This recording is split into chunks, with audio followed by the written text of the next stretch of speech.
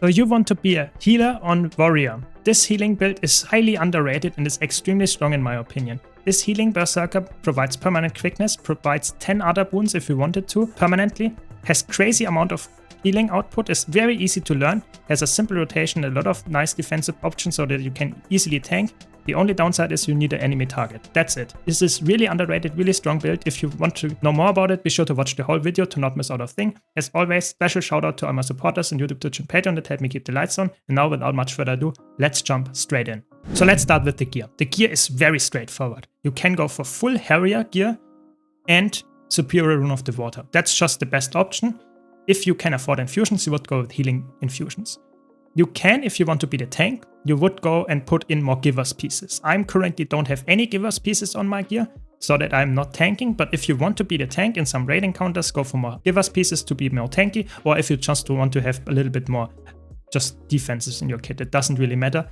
Harrier and Givers are exactly exchangeable. And if you want to be extremely tanky, you can even go for Minstrel, but I think that's not necessary and not really that good at either. I would go for Harrier or Givers. For trinkets, again, full Harrier or Givers, and for your relic, you would go with Relic of the Flock, just the most amount of healing output that you can get. For your weapons, you want to go Staff with Concentration and Transference, again, Harrier, and then you would go with Mace and Warhorn with Concentration and Renewal. Now let's talk about the utility consumables and food.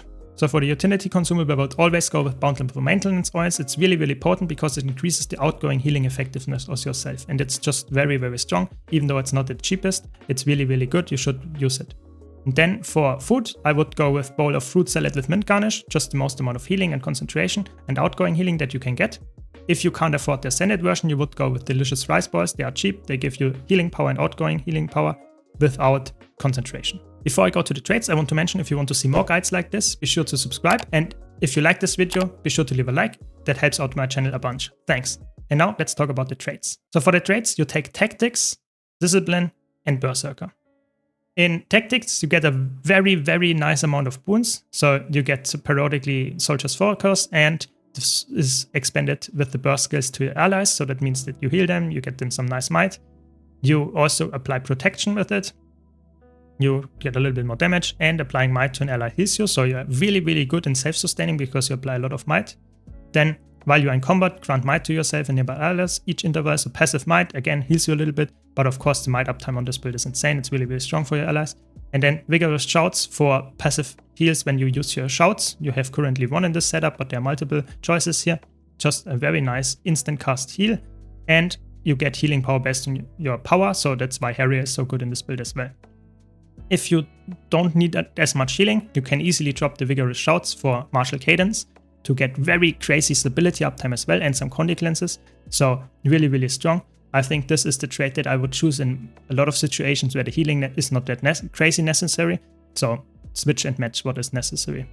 Then you take Discipline for some nice adrenaline generation, otherwise you will lag with that.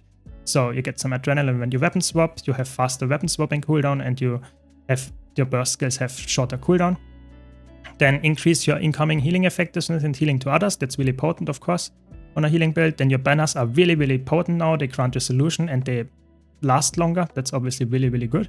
And then burst skills grant swiftness and restore a portion of adrenaline. That's the most important part, that they restore a portion, because that means that you can easily spam your burst skills way more often.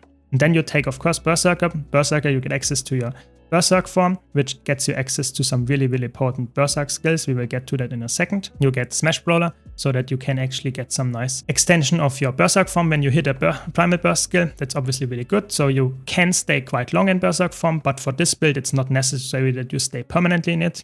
If you drop out, you don't lose too much from it. Just aware that if you spam the Primal Burst skills, you can extend it quite easily. Then gain a burst of speed. That's not that nice, not that important, because you can't share that. But you will also get it when you move out of it, and you get some stability and endurance, so it's quite nice. You can also exit it if you wanted to, the Berserk. It's for yourself. You also get more power. That's not that good, but this one is important. Heat the Soul. That all your burst skills, when they hit an enemy, they grant boons to nearby allies. And the boons are actually quite potent. You get Fury, Might, and Quickness. And that's really, really strong how easy it is to upkeep nowadays with the buff to it. You can go in Discipline for Heightened Focus to get even more healing output, but you will lose crazy amounts of adrenaline uptime So you have to take some utility skills to make sure that this is not like you're not able to spam the burst skills that often. So this is really potent if you can spend more adrenaline. And you can also take Shrug It Off for some passive healing and condition remove if you need it when you use a healing skill.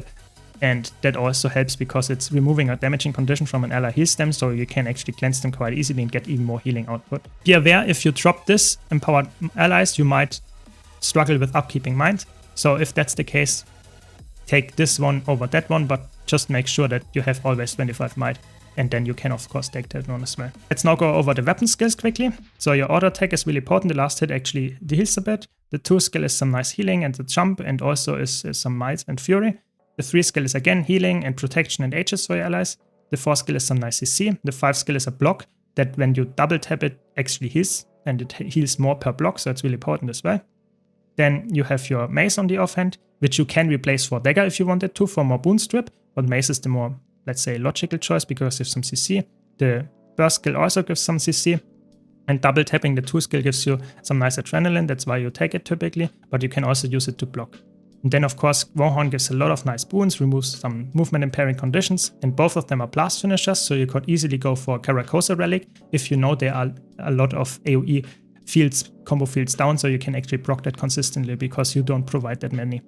But you get swiftness and quickness here for your allies, and you provide a huge amount of barrier, condi cleanse, and vigor, and it's again a blast finisher. So really, really good skill for just in general supporting allies. One of the most important skills in your whole set is the primal burst of your staff, which is called Rampart Splinter, and it gives some really nice healing, grants regen, and is really, really strong because you can spam that quite easily because it only has a 4-second cooldown or something. With alacrity it's even lower, and if you just get enough adrenaline generation, you can spam that very easily. And if you need a lot of healing, you would stay on staff, but typically you want to use this twice and swap then to the mace and get the Skull Grinder there off as well.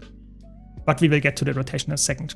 For healing skills and general utility skills on the right side, you want to take to the limit all the time. It's really, really good heal, and it is a shout, so it heals allies if you have the trait, and it grants very much endurance for your allies, and it grants you full adrenaline, so it's a really, really good skill. Always use that. Then you use for Great Justice to upkeep Fury and Might for your allies, and it's also healing with the trait. It's really, really good. It's instant cast. Then you have Banner of Tactics for initial super speed and stability, and it pulses resistance. Of course, it also grants resolution because of the trait, and it's also a stun break. It's really, really strong. Then you have Banner of Defense for some barrier, Aegis, resolution, and regen. It's just really overloaded as well. And you can easily swap those if you wanted to for more CC.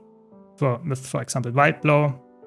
You could go for Outrage if you want to stun break and extend the Berserk duration.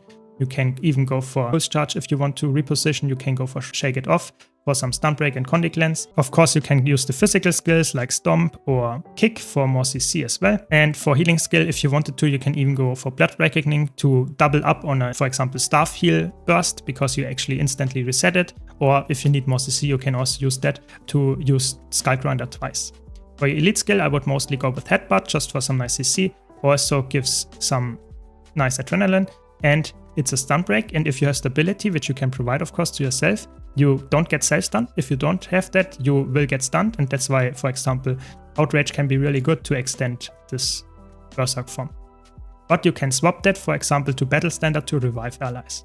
But that is a little bit long cast time and is not necessary in a lot of fights. Be aware of that. But if you need to revive and you know allies will go down, take Battle Standard. Let's now talk about the rotation. So for the opener, you want to cast to the limit and then use instantly the Berserk form and use Rampart Splinter on staff and use for Great Justice because it's an instant cast. Well, use Valiant Leap and Weapon Swap. Use your Warhorn skills for 5 into Skull Grinder and for Great Justice.